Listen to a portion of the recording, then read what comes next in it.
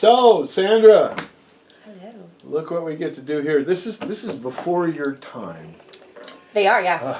Yeah, let me tell people a little about Diamond Ridge and Jake Stevens and all that. Do you have an impression of Jake? What do you think of him? No, I met Jake in person like once or twice. Yeah. Yeah, he's very handsome. Yes. He kind of looks like a ruggedy cowboy. It's adorable. Yeah, he reminds me of Fess Parker. Anyway, Jake was an Arizona cotton farmer for several generations, I think, and he got out of that business in the 90s and came to California and went looking for a property that was kind of undiscovered. So the land would still be pretty cheap, but you could grow really, really good wine. And he found this spot. It still kind of blows my mind what a perfect place this is to grow wine that was more or less undiscovered. Mm-hmm. And so it's in Lake County, which is, I think, just because it's like a long way from San Francisco, there's really not much tourism up there, and so it's never going to have the notoriety of Napa Valley, and the land prices are maybe $25,000 an acre instead of $250,000 an acre, and that means you can grow grapes up there much less expensively. Now, one of the advantages of Lake County is that it's up in the air. The lowest point in the county is Clear Lake, which is 1,400 feet, and this vineyard is averages about a half mile up, but it's right next to the lake, so it's a volcanic soil, and that gives this what we call minerality, an incredible palate energy to the wines, which also, and nobody understands this, but with wines have that sort of buzz in the finish that you get from limestone or decomposed granite or schist, that the wines are in a very flat aging trajectory, and so these wines swing for the fences. And so we have some wines here that are relatively old, and yet, as we'll see, they're really quite youthful. So the other thing about Lake County is because the air is so pure and there's a lot of UV up there, it tends to, the grapevines respond to that by burning off their pyrazines. So Cabernet Franc and Merlot are both known for having a kind of a bell pepper character, but you don't get it up there at all. All you get is this really bright fruit. And since the wines are grown right next to Clear Lake, you put your sweater on at about 3 p.m. every afternoon, and so this cooling lake effect prevents raisoning and allows the wines to retain their aromatics amazingly well. And the other thing is this volcanic soil. The water just goes right through it. It's very well drained, and that holds the canopy back, so that keeps the grapes from making a lot of leaves that would shade the fruit and cause rot and pyrazines, stuff like that. So you can always depend on Diamond Ridge wines to age a long time, to have a lot of palate energy, and a lot of clean, bright fruit. So let's just see if this is the case. Which one do you want to taste first? How about some Merlot? Okay. All right. This is not your typical California Merlot. This is in 2011. So Jake and I started doing our thing in 2007. This would have been my 5th vintage working with the Merlot, and it really, people say that Merlot is soft. Well, this one is not soft. It's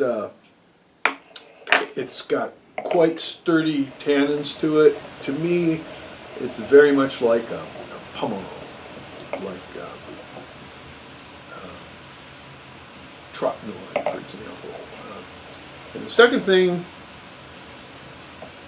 fresh grenadine, just pomegranates. Always smells like that. And now that it's 9 years old, it started to develop some tertiary bottle bouquet kinds of characteristics. Reminds me of cranberry sauce on the nose. Yeah, like yeah. I'm thinking like bright red fruit. Thanksgiving dinner now. Yeah.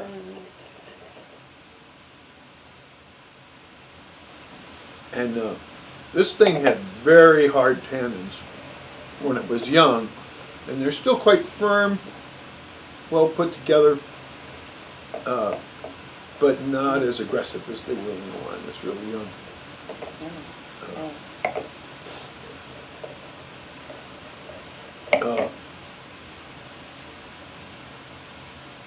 What's the alcohol in this stuff? It's not hot. It Yeah, must be low. 13.5. So you don't get any heat in the back. You just get this long, complex, fruity finish with some other nuances. Kind of get a little porcini back there. Definitely some like Uh, spices. Sort of savory. Oh yeah, maybe 5 spice. Mhm. Kind of Asian spices. And certainly ready to go, but I think it's got at least a decade more ahead of it in a good cellar. It's not going to fall apart anytime soon, but it might be getting close to drinking at its best right now.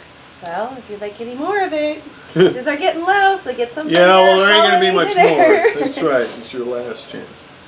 All right, I now, like that one. Diamond Ridge Vineyards is an experimental Cabernet Sauvignon vineyard.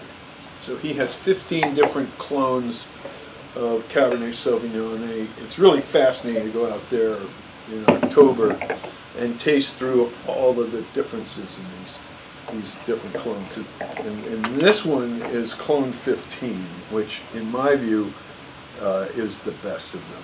It's actually it's grown right across, from the clone 15. This is block 18. You can look down on the Merlot, so they're right next to each other. Clone 15 is noted for black cherry, but also a lot of structure. Well, the color on it's definitely pretty dark, It's but like I would say it's a little more comely, even sweeter than the Merlot, because it just has all this fruit to it. What do you make of that? a little pepper too. Black pepper, Mhm. right? Not bell pepper. Not bell but, pepper. But you're right, and I see that in the finish too. But man, unlike the Merlot, this thing is it doesn't have any sugar, but it's really sweet in the mouth. Just that red fruit, very round and soft. The tannins seem to be a little more heavier than the Merlot. Not heavy, like not. No, I know. But they're a little more present than in the Merlot. I know exactly what you mean. If we had the Cabernet Franc here, that's the other extreme. I used to say that this is like Schwarzenegger in a tux, and the Cabernet Franc is more like Jamie Lee Curtis. A few more floors on the intellectual elevator. But yeah, it's got some muscle to it. Mm-hmm. In comparison, the Merlot does seem like a lot more feminine than the Cab. Well, Gary Eberly told me that you can always spot a Merlot because it smells like lamb fat. And Thierry Lemaire, my guru from the microoxygenation people, he used to say that Merlot is fat. It has body fat the way a woman does. And Now during COVID, yeah. but you can see that there's a lusciousness to the Merlot that the Cabernet doesn't really have. So two different personalities, but on the other hand, all those other things I said are both these wines have in common because of the place where they're grown.